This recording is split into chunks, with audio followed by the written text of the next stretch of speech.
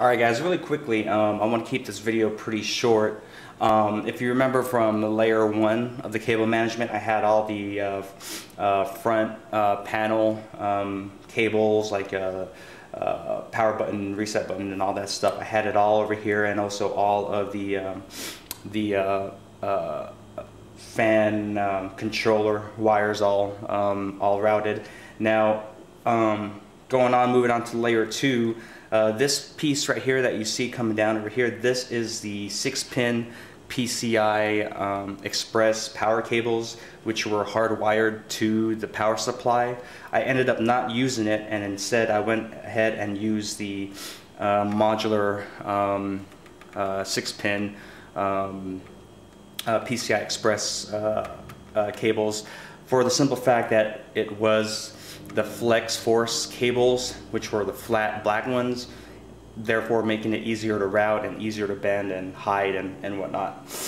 This right here, this is of course the 24-pin motherboard power routed here, snaking through like this.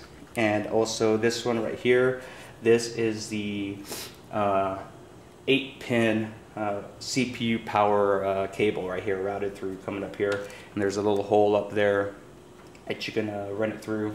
These right here are again the fan power cables right here, and all of this, your SATA cables. This one is going up through a hole that's up here, out the top, down into and plugging into the CDRW drive that I have here. So instead of routing it through the holes and having it come up, I had it come up through here because they were long enough, and back down onto the CD drive.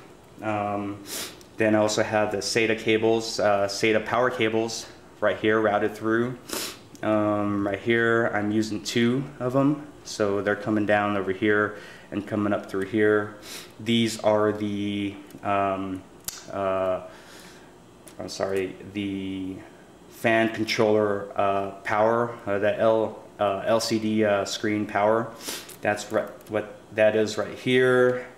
And pretty much that's all I used. I didn't use a lot of cables. I just used 2 SATA cables from the power supply, SATA power cables from the power supply, 2 modular cables, the 24-pin power and CPU power, and also the PCI Express power cables, which I used 2 of them. So those are the only cables that I used. So it made cable management a whole lot easier versus having all the wires hardwired to the power supply unit itself.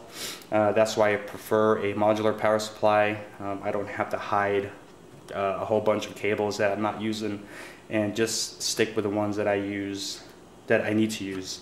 So that's one thing that's beneficial for a modular power supply.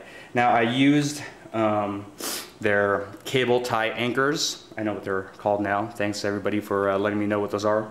I used the cable tie anchors to hold all of the cables down, and I used 2 size zip ties. I don't know the size right now, but there's ones that are really thin, which I use for small cables, like this one right here. And then there's ones that are like a little bit thicker, a little bit stiffer, that I use for the thicker cables, like the 24-pin power and the PCI Express power cables. So that's how the cable management looks. So just in case if you're wondering, if you have this case, it's going to look like a mess, guys, when you do put it all together and but it's going to look really cool on the other side, so making your case look clean and organized. Now, you can't get rid of all the cables that are showing on the other side of this case. You're going to see some, and that's just how it is. You know, I mean, you could spend hours on it and come up with ways to hide every single cable, but not necessary if you just want better airflow and stuff. So yeah, that's how it looks like, guys. It's a mess, but it's organized. If ever I needed to change out power supplies, all I had to do is snip these zip ties and for the power, 24 pin power and all that stuff, and it comes right off. I don't have to mess with any other cable zip ties that I have because the power supply cables are on top of all of my data cables, fan controller cables, fan cables, and all that stuff, for wires. So that's what's really good about working in layers when you do cable management. So thanks for watching, guys. Stay tuned for more videos. Talk to you later. Civics Boy out.